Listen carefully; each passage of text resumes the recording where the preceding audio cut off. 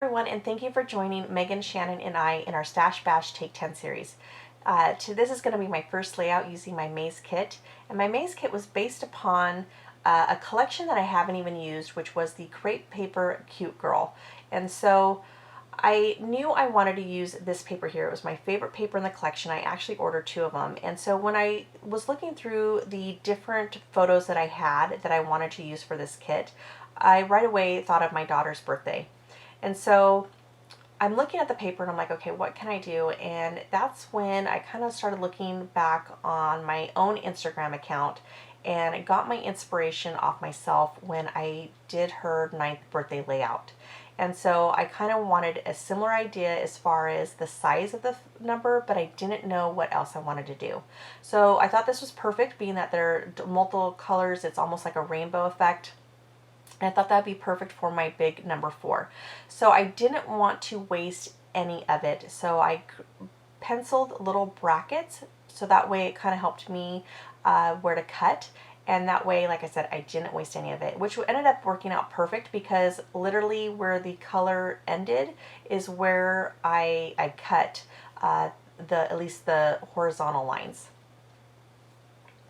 Now after I get that done, I placed it behind the 4, and I thought this is perfect. And I thought, let me just go ahead and grab the center of the 4, and once I place that down, I like that. And so I'm really liking that. And then I'm kind of thinking for a minute, and I'm like, actually, I want to do something else. I'm like, all I did was just put a piece of paper behind that. I want something more. And that's when I had an aha moment. And I was like, you know what? I'm going to use a border punch.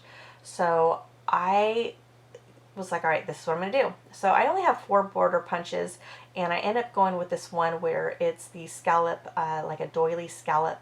And I started punching it, and I'm like, oh gosh, this is so pretty. It's very delicate, it's very soft, which, just very girly, frilly looking, and it ended up being perfect. Now, once I get done with this, I'm going to place this behind the 4, and that's when I get super excited. I'm like, yes, this is what I wanted. So, here I thought I was just going to use just that plain paper, but then, like I said, I just wanted something more, almost like my number 9, how I did my number 9. It was beautiful. So then I take my paper trimmer, and I'm going to cut out each individual color, and I'm going to punch that. Now, I'm not going to have you watch that because it takes quite a bit of time. And so as I'm, cutting down the strips and I finally punch those out, I start layering them. And I kid you not, when I was done, it only covered about a 1/4 of that 4. I almost cried. I was like, oh no, I don't even know if I have enough of this paper. Like I've already cut into it, and I don't want to have to waste the other paper. So what I do was I cut another strip, and you know what? That wasn't long enough. I had 3 strips. When I got done, literally I barely had any of that paper left. I think I even showed you like what I have. So then I stacked everything up. So I layered it all up, and just to make sure I had enough. I had to keep going back to it. And that's when I was like, okay, so now how am I going to put this behind the 4? And I thought, am I just going to turn the 12 by 12 over and then start gluing the strips that way? And I'm like, no, because something is going to go wrong and it's not going to line up. And that's when I just grabbed a scrap piece of paper, and I just traced it. And then from there, I started from the bottom and worked my way to the top. Now, there might be an easier way, but because this is my first time I've ever even done anything like this, it was very different to me, very new to me. It's kind of like a learning lesson, a learning curve. I definitely will learn a few things along the way of this that I could do better. But I think for me, this was the easiest way, at least, to have everything lined up right. Now, I go back to the center of that 4, and I thought about putting it on there. But to be honest with you, when I put it on there, my first thought was, it looks like it's lost at sea. And I don't know if it's because of the colors that it was on, which happened to be the blues, but it literally looked like it was just floating in the ocean. And I thought, nope, definitely don't want that. So I'm going to go ahead and glue everything down, and tell me that isn't gorgeous. I mean, you see where a couple of the strips end and another one begins. That's okay though, because like I said, looking at it now, you really can't tell unless you're looking at really closely, and of course you're moving the doilies around, you know, bending the paper, and obviously that's not going to happen at 12 by 12, so I'm not really worried about that at all. I do end up showing you how I have 2 more 4s left, which I'm definitely going to use, so it's kind of nice that you kind of get 3 4s out of one. And I am going to use another one for my son's 4th birthday. I already have a couple ideas running on in my head. Now, if you guys all know me, I am one of those people that if I have a little bit of scraps, even ones like so much as like the leftover doilies, I will find a way to use up some of those. And that is, I took my ticket hole punch and I just punched out a couple of tickets because I wanted to have extra layering pieces in case I need it. So like for instance, there's a little doily that you see, that little aqua doily. I just used that pink scratch paper as like a handle to line it up for the smallest ticket, and that's it. But yeah, I had one of my viewers like made a comment, and she's like, I love that you use every bit of your scraps, which I do, but I wouldn't use like a piece like that to put on my 12 by 12. But if it's usable, I will definitely use it. Like even that one where the dark blue pink had that ticket punched, I even punch out a second one. Now after that, I wanted to do something with the paper. I was like, okay, this white cardstock's looking a little bland to me. Even with that big number, colorful 4, I just needed something going around it that frames it.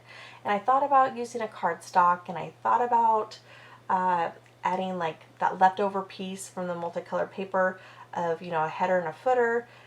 But I decided, you know what, I want to doodle. So I had already sprinkled some Heidi Swapp Shine. I thought it was dry, and it wasn't. And as you can see, I realized, oh, great, there's now streaks going on my paper. Oh, well, I'll get it covered up. So I just doodle along that, and then I had these sequins. Now, anytime I come up with ideas while I'm scrapbooking, I do try to keep them in my recording because that might inspire you, that might give you an idea. And so yeah, I do try to keep that in there. And I thought, I know that I have these, it's like a pink paisley mix. I think it was a birthday mix actually, even though I don't have the collection, but I had these sequins. And a couple of them there was some stars in there. And then I started pulling out actually colors that went along with the paper. And I started putting them on there, and then I felt like I was losing the impact of the 4. And sometimes I feel like that happens because I've stared at something for so long that I feel like once I start adding something new to it, it doesn't look right.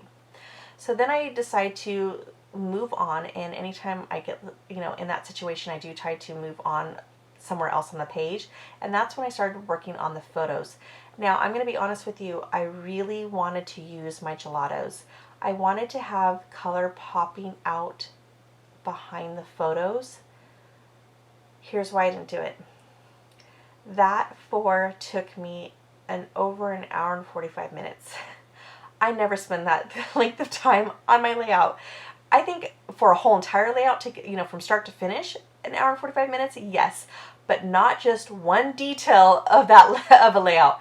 And so I was just like, you know what, I can't do that. I can't risk it of ruining it. So I end up not even matting the photos at all because again, I just didn't want to lose that impact of the whole, you know, the 4 and the layout, the entire layout. So I decided to just back it up on the, or not back it up, place it on the cardstock. But then I go back to the punched out tickets that I used, and I tried to use those, but it just didn't feel right. So I'm going to try it here in a little bit, but then I'm ended up going ahead and removing them. But I'm going to leave them on there for a minute because, again, I'm thinking maybe it's just my eyes playing trick on me because it's something new that I'm adding onto the layout. And so I go to something that I definitely know that I want on the layout, and that is the title. And in my kit, I had black foam thickers, and I talk about in the kit how I will grab thickers and I try to go with something neutral or a color that definitely, you know, is a lot in the kit or in a collection. And but sometimes it just end up won't working out for the layout. So example, I just had plain black foam thickers, and I'm so glad that I didn't use those, that I ended up using these ones by, I think they were for Paige Evans. They're very whimsical, they're beautiful, they're colorful, and they worked perfect with that 4. I grabbed some wood veneers. I didn't realize they're really, really thick. They're like double the layer or triple layer. They had so many layers going on. I try to, and again, I'm trying to place something on that floor. There's something bothering me, and I'll talk about it in a minute, but I'm going to have an aha. So after that, I then go to the sticker sheet, and that's when I look on the sticker sheet. I really like this little journaling tag. And then I grabbed some butterflies, and there was only 2 on the sticker sheet, and I'm okay with that. I know, they say rule of 3s, look good, but there's time. I'm a rule breaker, and I'm not a rule follower, so I'm gonna go with what I have. And I mean, I've had times where I actually did have 3, and I only used 2. I just wanted to use 2, but in this case, I only had 2, and I'm okay. It still looked good. Next, I saw the little girl on here, and I thought she was so precious. I'm placing her on that floor. I'm like, every single thing I grab, I think I try it out on my floor. Try it, and I'm like, no. And I'm like, well, there's one in the ephemera pack. Let me try that one. But I think that one is even bigger. And because it was bigger, I ended up placing it on the bottom. But that floor takes up so much real estate that I end up not using it. And so then I end up finding this one, and it's not really a doll, but it is a doll. It reminds me of those, like a kind of like a Russian type doll where there's one inside of the other one. And I like that, so I ended up placing her on top of the journaling spot, and now I'm just going to add some Heidi Swapp Shine. And while I'm doing that, I want to talk to you really quickly about this series. This series is kind of where it's all about stash bashing, and that is just where you grab 10 items and you make a little kit and you try to use up as much as you can of that kit. And one of my friends, Janet, actually, she just was talking about, because she makes kits all the time, and in her last video she talked about my series and some other ladies that do the mini kit Monday. So there's the Stash Bash Take 10 and mini kit Monday. She got inspired by my video, or my series, but had her own little spin on it. And I thought that was interesting, where I grabbed 10 items, but she allowed herself only 10 minutes to make a kit. So definitely hope, encourage you, and hope we're inspiring you for this series in helping you just stash bust in any way possible. So if it means just taking only 10 minutes to make a kit, or just picking 10 items, the whole point is just to use up your stash. But I just wanted to throw that out there, and thank you, Janet, for doing a little quick shout out. That was very sweet of you and very kind of you, and we really appreciate it, especially because our series is new. But moving back to the layout, I added a few stars, those sequence on there, and I add 4, but I end up taking 1 off. I felt like it became like I was trying to make a square out of it. I don't know. I know it.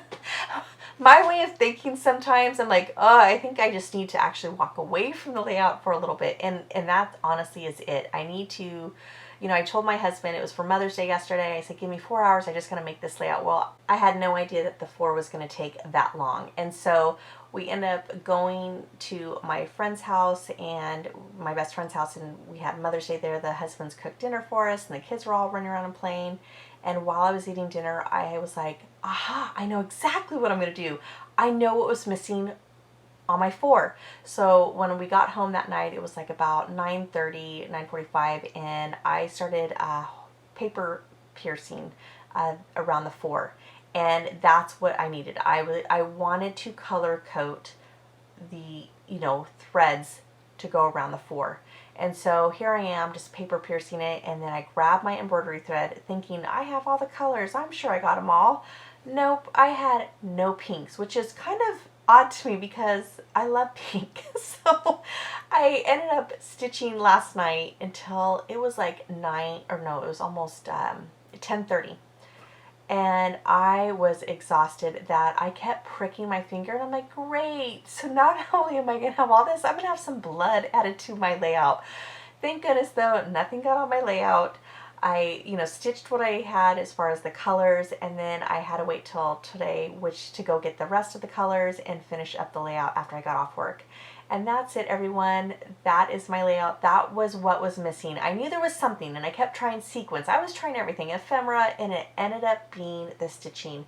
And when I was done, I have to say, I am so, so, so excited about this one. This was definitely a labor of love. I never spent as many hours as I did on this layout like I did on this one. However, I love how it turned out, and it's probably my newest favorite layout right now. So I just want to say, everyone, thank you so much for joining Megan, Shannon, and I. Be sure to check them out to get inspiration. And if you are going to play along, or even if you're just creating and you go onto social media, you're trying to find something that inspires you, I encourage you to go and look at your own layouts. You will be amazed on how you will look at something that you, even like one of your favorite things that you love, like for me it was these big numbers, and go back and just do a little twist on it, you know. But it is really fun when you end up kind of scrap lifting and inspiring yourself from your own work.